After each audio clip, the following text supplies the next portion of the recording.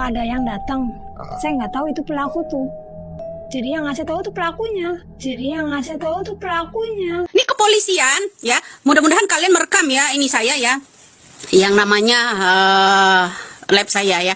Mudah-mudahan kepolisian itu menangkap yang namanya kakaknya Pina agar diminta keterangan ya, bahwa yang melaporkan Pina ada kecelakaan ke keluarganya itu adalah seorang pelaku. Itu kata-kata kakaknya Pina. Betul? Betul nggak? Betul kan? Nah, jadi sekarang ini kakaknya Pina dekat sama Putri, dekat sama yang namanya keluarganya Bupati, di mobil bareng, foto bareng, segalanya.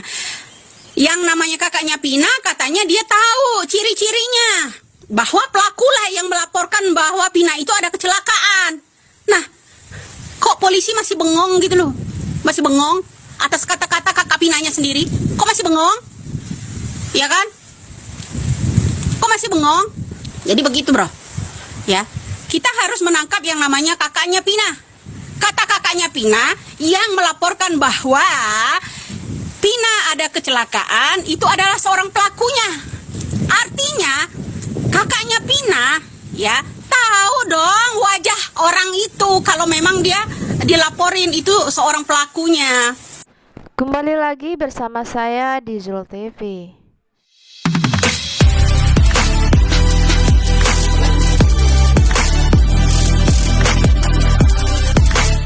Baiklah, kali ini kita akan membahas yang mana akhirnya kakak Vina mau jujur dan mengatakan bahwa yang memberitahu pertama kali bahwa Vina kecelakaan itu adalah pelaku dalam pembunuhan Vina Cirebon.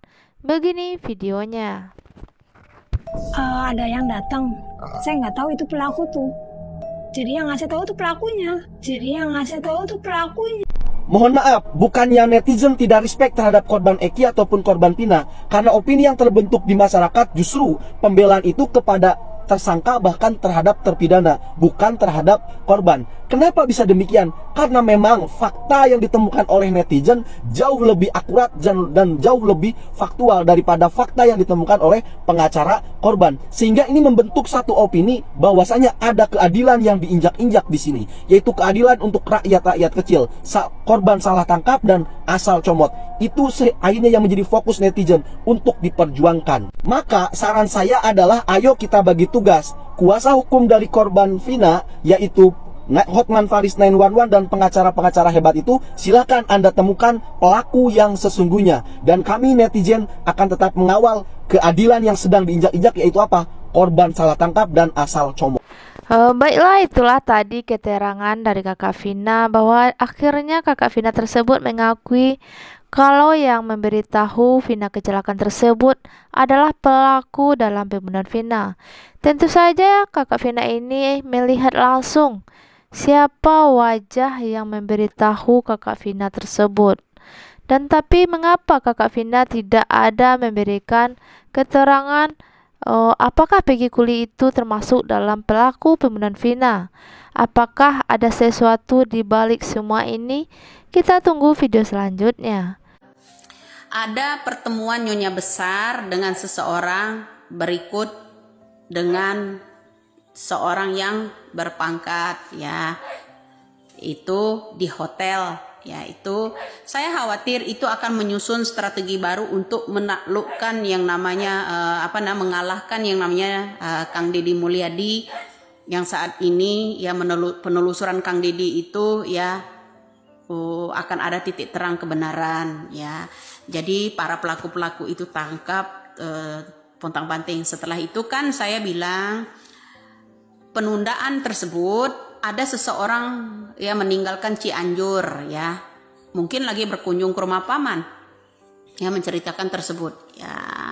Jadi mungkin ada strategi baru kan, sesuai dengan perkataan Susno Duaji juga kan, walaupun saya belum bertemu dengan beliau. Satu kata buat Polda Jabar, pengecut. Segitu paniknya sampai kompak gak hadir. Berhenti bicara azas-azas hukum, prinsip-prinsip hukum, jika pada akhirnya Anda mencoreng itu semua. Apa yang diharapkan dari penegak hukum bermental pecundang? Bingung ya, korban salah tangkap jika nanti dibebaskan, bakal kelihatan banget tuh kebodohan. Kelihatan banget kalau nggak kompeten. Ketahuan sama publik kalau kalian nggak becus. Segitu takutnya untuk hadir. Apa belum rampung sandiwara barunya? Karena nggak ada lagi yang bisa dikambing hitamkan sebagai pengganti Peggy Setiawan. Reputasi Polri dan kode etik kalian aja kalian langgar. Dimana lagi citra kepolisian? Apalagi nama baik, apalagi marwah, reputasi. Nggak ada lagi kehormatannya. Ketidakhadiran Polda Jabar di pra-peradilan itu sudah membuktikan Anda sendiri yang mencoreng citra kepolisian. Bukan netizen, bukan saya. Ingat itu, paham? Aparat hukum tapi tidak taat hukum. Kira-kira kalau masyarakat yang seperti itu, hukum apa yang kira-kira akan Anda berikan? Contoh baik seperti apa yang akan publik dapat dari kalian? Kalau emang nggak hadir, ya kasih alasan. Maaf, kami nggak sengaja hadir karena kucing kami melahirkan. Nah, kan kami pura-pura percaya, Pak.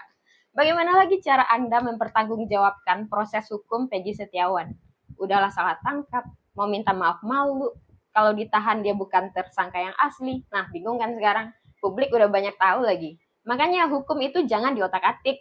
Sekarang udah dikasih panggung nggak hadir lagi. Makin kelihatan kan bobroknya. Apa? Menangkap saya. Karena berani mengkritik Anda. Hadapi dulu orang se-Indonesia. Berani nggak baca komen tuh? Rata-rata seluruh netizen sekarang mencibir Anda di kolom komentar. Nggak berani baca. Saya cuma mengkritik, bukan menghina. Karena menjatuhkan buah busuk adalah pekerjaan yang sia-sia. Buat Kepala Kapolri, daripada sibuk bikin RUU baru, buat membungkam netizen, lebih baik urus tuh anak buah Bapak. Kalau emang nggak disiplin, melanggar kode etik, jangan dimutasi. Copot aja udah. Jangan masyarakat aja yang kalian kerasi. Ini yang namanya negara hukum, negara demokrasi. Apa yang bisa kami banggakan punya penegak hukum yang disabilitas alias lumpuh? Nggak tegak, koreksi kalau benar. Pesan saya, bebaskan orang yang nggak bersalah dan stop membuat kekacauan dan membuat drama di negara ini. Paham? Saya cinta bangsa ini dan saya nggak suka orang yang nggak berdaya itu kalian tindas. Jangan lupa ganti rugi juga sekalian. Enak banget udah salah nangkap orang, nggak tanggung jawab, nggak ganti rugi lagi. Kali pertama saya bersuara untuk Bapak Prabowo tentang Peggy Setiawan ya. Saya sudah bosan menyuarakan ini terhadap kepada Bapak Presiden Jokowi. Mungkin ditanggapi, juga mungkin tidak. Karena belum ada respon sampai sekarang tentang kasus Peggy Setiawan ini. Mungkin Bapak Jokowi buat Peggy Setiawan ini tidak penting karena bukan keluarga dia, bukan kerabat dia. Saya rasa. Jadi dia tidak ada rasa berperi kemanusiaan untuk membebaskan seseorang, atau mungkin karena bukan keluarga dia. Jadi kami lelah bersuara untuk Bapak Jokowi menyuarakan itu. Untuk itu Bapak Prabowo, kami meminta bantuan Anda dengan tegas untuk mengusut kasus Vina Peggy Setiawan untuk segera dibebaskan dari segala pertuduhan. Harapan kami cuma Bapak Prabowo kalau bisa. Kalau Bapak Prabowo diam, berarti apa gunanya rakyat Indonesia bersuara? Bersuara kepada Presiden, pada Jokowi, tidak ditanggapi dengan serius. Bersuara kepada Anda sebagai calon presiden, tidak ditanggapi, percuma. Jadi kepada siapa kita harus bersuara? Ataukah kita bersuara kepada Allah? Itu saja. Jadi tolong, kami memohon sangat Bapak Prabowo, memohon sekali kepada Anda. Tolong tuntaskan kasus Peggy, selamatkanlah Peggy. Harapan kami ada pada Anda. Kami mengharap Bapak Jokowi sudah lelah. Tidak ada rasa tindakan sama sekali buat Kapolda Jabar. Tolong Bapak Prabowo, memohon sekali, bebaskan Peggy. Ya Bapak Prabowo, salam. Baiklah, maka dapat kita simpulkan bahwa kata Ibu Widya tadi telah adanya pertemuan seorang nyonya besar dengan orang yang berpangkat di sebuah hotel. Apa yang direncanakan di balik semua itu? Apakah ada kaitannya dengan 3 DPO atau Peggy kuli bangunan tersebut?